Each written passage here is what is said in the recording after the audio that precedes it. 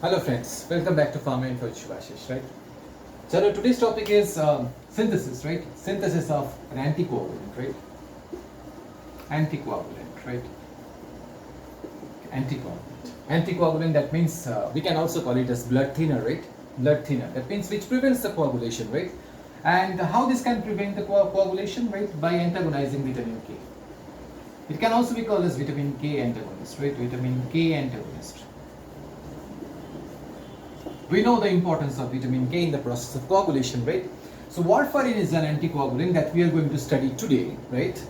And the one that we are going to study is nothing but its synthesis, right? And before synthesis, we'll just see the structure. At the same time, how the chemical name can be framed, right? Sure. So now let us straightway move to the, the structure of warfarin, right? So as such, you cannot get, you cannot get so many things from or much things from the name itself, but only thing that you can get is AR, that means one aromatic ring system itself, right? Apart from that, you need to know that warfarin is an anticoagulant which holds chromane system in it, right? Chromane is a fused system, right? Fused heterocycle contains oxygen as a heteroatom. Chromane, CHROMEN, chromane, right? So how it looks actually, chromane. So now let us see that how it looks. Okay, so chromane is something like this. As I told you, a fused heterocycle 6-6 system, right? It holds like this. So this is a chromane. It contains oxygen as a heteroatom, right? So this is chromane. It means it's a kind of bench pyran type of things, right? Chalo. So this is your chromane, and now the thing is that chromane. Now let us see that what are the other things that that this chromane is holding, right? Okay, to be considered as a warfarin, right? Chalo. So now the chromane contains these many substituents, right? Apart from that, this is found to be the major substituent present in chromane, right? So with that, we are done with what? The structure, the whole structure of warfarin, right? And if you just consider warfarin sodium, right? Because warfarin is incorporated in a formulation in the form of warfarin sodium, right? So if it is warfarin sodium, this is the place where sodium can be attached, O minus Na plus. And likewise, instead of calling it as chromane 2-one, we can call it as chromane olate, 4-olate, right? That means sodium olate, because the sodium salt of all, right? All will become olate, right? Chalo. So O minus Na plus. So if we just see, if we just consider warfarin sodium, then we should follow olate. And if it is just warfarin, then simply we'll just consider this as hydroxyl. No sodium here, right? Chalo. So now, so warfarin sodium. So this is how the structure looks, right? So, so this is what? Chromane. This is chromane, right? Now, let me do one thing. I have just told you that if it is warfarin sodium, we should follow olate. If it is simply warfarin, then we'll just put here like this. No more olate, right? Because it's not a salt, rather it's neutral compound, it seems, right? OH, right? It's not a salt, right? So OH, better we should consider this as, for our convenience, we should consider, because we all know that once we get the warfarin, then you just mix it with sodium hydroxide, you can just form, there is a formation of a salt with some other, reactive conditions and all, right? You can get to know about, you can readily get sodium salt of warfarin, right? Chalo. So now straightway we'll just deal with the neutral compound, right? Neutral. So this is warfarin. So as I told, this is chromane, right? So it is the chromane that is holding what? We have a one here, we have a hydroxyl here, and we have this is the substituent which is here, right? Major substituent. So if we just keep numbering, if we just start numbering 1, 2, 3, 4, 5, 6, 7, 8. What are the locations where substituents are there? Position 2, position 3, and position 4. What are the substituents? Position 2 is holding oxo, position 4 is holding hydroxy, and position 3 is holding the major substituent. That is, straightway this is butyl, because it is made up of 4 carbons, right? So this is butyl. It is the butyl. In its first position, it is holding what? A phenyl, that means one phenyl. And at third position, we have an oxo, right? So it is the butyl that is holding what? One phenyl and 3 oxo. So O comes first alphabetically. So 3-oxo-1-phenyl butyl placed at position 3, right? So if we just try to assemble them, how it goes actually. So likewise, let me just rub it off. Okay, if we just try to assemble them, how it goes actually. Okay, so we'll start with O hydroxy EFGH, right? So it is 4-hydroxy. 4-hydroxy. Then okay, OP. Then your this is third position, right? 3. 3 is holding what? 3 is holding 1-phenyl. Or first, we'll just write 3-oxo because O comes first. 3-oxo, 1-phenyl. This is butyl basically. Butyl. We're done with the 3, right? So 3, so over. Then chromane, as a whole, this is called as chromane. Chromane, 2H2, right? 2H2O. And if it is something like if it is like O minus Na plus, then this should not be considered as hydroxy, rather olate. Sodium, you have to start the venture with sodium, then then mention this, that, total system, and then for olate, right? Chalo. So this is how the IUPAC name stands. Now let's see that how the synthesis can be done, right? How it can be synthesized rather. Chalo. So for that very reason, right? For that very reason, we have to bring the structure first. Then we'll see what are the possible fragments, okay? Through fragmentation, what are the possible fragments that we can generate, right? So likewise, the structure is something like this.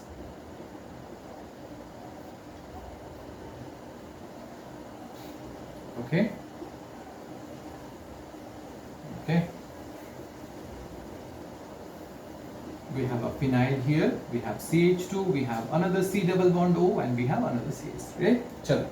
So now all of a sudden I have decided to just fragment it in such a way so that we can opt for in situ making of bench pyran or chromine, right? In situ making means you have to start, in the process of making a cyclic system, you have to start the venture with an open system, right? Chalo. So if that is the case, this is the place where the first fragmentation can be done, right? This is the place. Now, if we just try to separate them, right, how it looks actually. So for that very reason, let me do one thing. Let me just clear these things up, right? Right? So we have got something like this. Okay, this is the this sort of things that we got, right? Chalo. So now let me just remove this hydroxyl for the time being, right? Chalo, remove कर दिए इसको. अब क्या करना है? The thing is that we'll just put here OH and here C double bond O, CH3. Thus we got what? The first reagent, starting material, that is nothing but what? Methyl salicylate, because this is salicylic acid. If we just try to put here hydrogen, what will happen? COOH, and this is hydroxyl salicylic acid, right? So now instead of taking salicylic acid, I have taken what? Methyl salicylate, right? What this methyl salicylate will do, right? And this will react with what? Because here, this is the portion. This is the portion which has been left out, right? And this is the portion which composed of what? Which is composed of what? C double bond O followed by CH. This is the thing, right? This is the thing. Right? This is the thing. This is the basic skeleton, basic framework value. So in that very process, what can be done is, this is the thing. So acetyl, right? This is the acetyl portion, right? And acetyl should come from this, as because we have to search for what? Acetylating agent. This is the ideal acetylating agent, that is Ac2O. That means acetic anhydride, right? So thus we got what? The second reagent, right? The second important reagent with which we can proceed further, right? We can proceed to the forward direction, right? So likewise, I'll just put here like this, H3C, C double bond O, O, C double bond O, then followed by H3C, right? When they interact, what will happen? When they interact, what will happen? We can expect something like this. O, this is the cleaving area, right? O, C double bond O, CH2H, and here it is CO, OCH3. Intentionally I have written CH3 in the form of like this. Why? Because so as to get the clue for the next step, right? The next step, what will happen? In the next step, what will happen? OCH3 is a good leaving group, right? So this will react with its proximal neighbor and thus leave the entire system in the form of methanol, right? So expulsion of methanol leads to what? Leads to ring closure, right? Ring closure. Now thus we got what? A closed system. The closed system comprised of C double bond O, CH2, C double bond O like this, right? Now, let me just rub the top portion, right? Okay, here also. Okay, so this is our intermediate 2, I think. If I'm not wrong, this is our intermediate 2. Now what this intermediate 2 will do? Intermediate 2, we have a ketone here, right? So there is a chance that this will undergo what? Tautomerization, right? So it is the tautomerization that eventually leads to the production of what? Hydroxyl and double bond. That means keto-enol, right? Which we are after actually. This is not the final format, right? Here we have a double bond and no more oxygen should be here, right? So likewise, when this will undergo tautomerization, it leads to the formation of what? It leads to the formation of like this. And here this will become OH, so like this. So thus we got what? Thus we got chromane. Chromane 2H2O, 4-hydroxychromane 2H2O, right? With which I need to condense because this is the area. This is the position, third position. If we still remember the structure, the third position is having an additional substituent. What is that? That is nothing but 3-oxo 1-phenyl butyl. We have to search. We have to search for that particular reagent, for those reagents which can give us this kind of chain, right? This kind of chain. So now we have got what? The modified intermediate or the tautomeric, the other tautomer of what? Intermediate 2. With this intermediate, we have to proceed further, right? Sure. So for our convenience, let me just rub it off, right? And just write it in a fresh way. So thus we got what?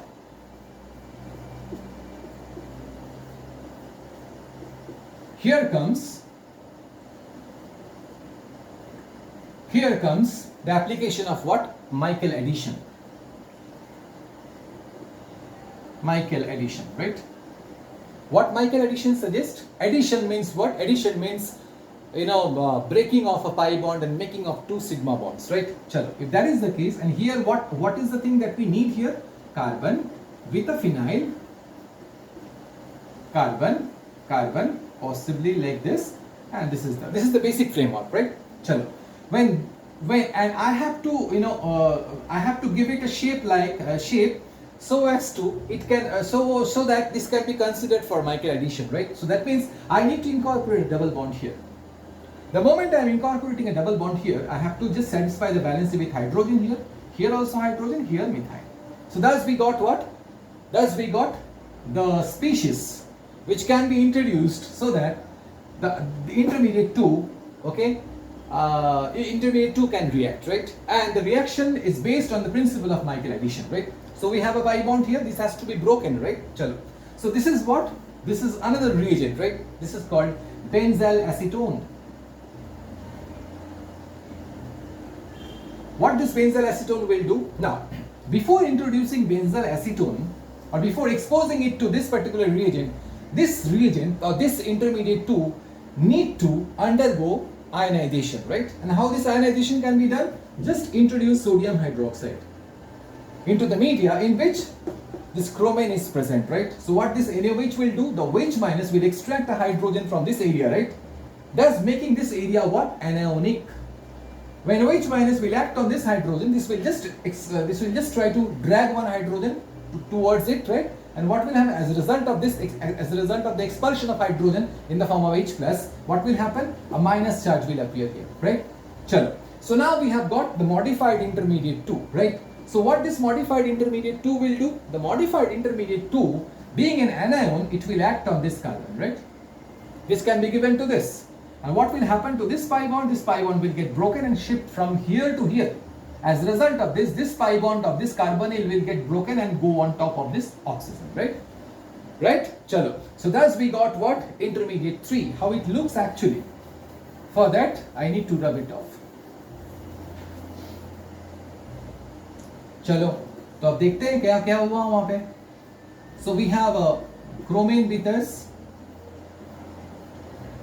We have a chromine ethers and we have the pi bond. The charge has been given to this carbon, right, which is holding the phenyl, right. So no longer we can find this area to be double bonded one because this has been shifted to the next carbon, right. What happened to this? This has become O minus and like this. All are satisfied with their valences? Yes, all are satisfied with their valences. Now what will happen? Now this will try to come here. Now what will happen to this pi bond? No longer it will stay here. It will come here, right? This will come here. So let us just put here, or in its proximal vicinity, let me just put a weak nucleophile along with a proton, right? Because when this will get splitted, right, there is a formation of H plus and H minus. So this H plus, the moment this electron will come here, what will happen to this? This pi bond will get broken and this will come here, right? This will come here, so this will be available here, right? So what will happen when this H plus has been expelled out from this system? What will happen? This will be taken up by this carbon and there is a formation of CH2. So no longer the pi bond. And as this has come here, so definitely we can find this area as carbonyl, right? And now we got what? Now we got warfarin. We don't have to proceed further. Yes, if we are going to make warfarin sodium, in that case, just apply sodium hydroxide so that the OH, okay, so H plus is furnished to the environment, and thus this area will become O minus Na plus, right? So thus we got our compound of interest, that is warfarin, right?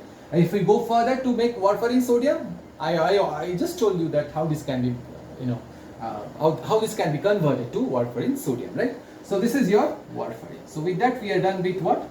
The making of warfarin, right? Okay, just hang on for a moment because let me just bring the entire synthesis in a single page, right? So that you can get to know each and everything, right? Okay, hang on.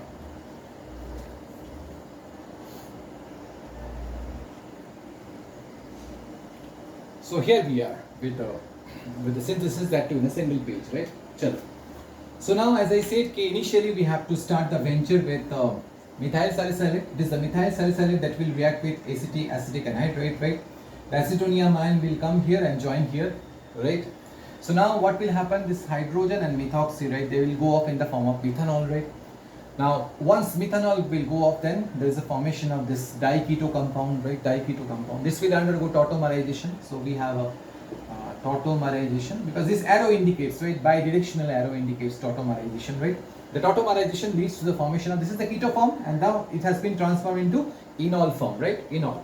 Once enol has been made, then it is the sodium hydroxide that will act on it. It will snatch away one hydrogen from this area, thus making this area what? Anionic, right? Because without this charge, without this electron, this cannot act on this, the other reagent, right? That is benzyl acetone. Benzyl acetone, L. Why? Because here this is CHO and then condensation took place. Benzyl acetone, no benzyl. Benzyl means CH2. Now here it is CH. That means benzyl acetone, right? Once this electron approaches this carbon, what will happen to this pi bond? This pi bond will get broken and come here. And as usual, this pi bond will get broken and go on top of this oxygen, right? And now there is a formation of this kind of things, right? Once this shifting or delocalization took place, this leads to the formation of this species, right? Now next what will happen? As the space constraint was there, next what will happen?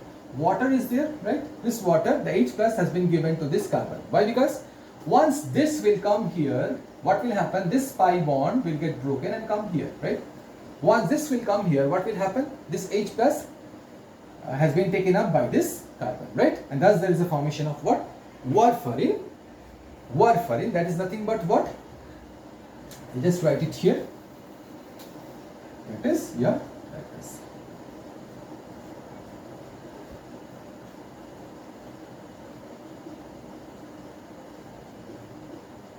CH2, C double bond O, CH3, and here we have a hydroxyl. This. So from this to this, because this already double bond has been formed. Now what will happen? This CH2. How this has been transformed into CH2? Because this particular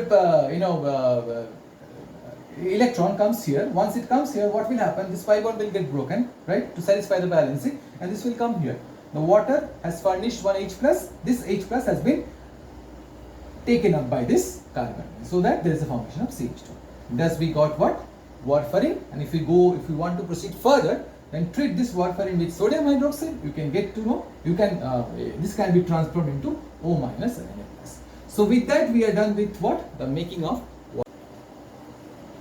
So this is all about your warfarin sodium. Hope you have understood. If you have enjoyed the session, then don't forget to press the like button, right? And please do subscribe my channel, and because so that both of us can grow further. Okay. So with that, and just wait for the next video to come. Thank you for your patience. Thank you.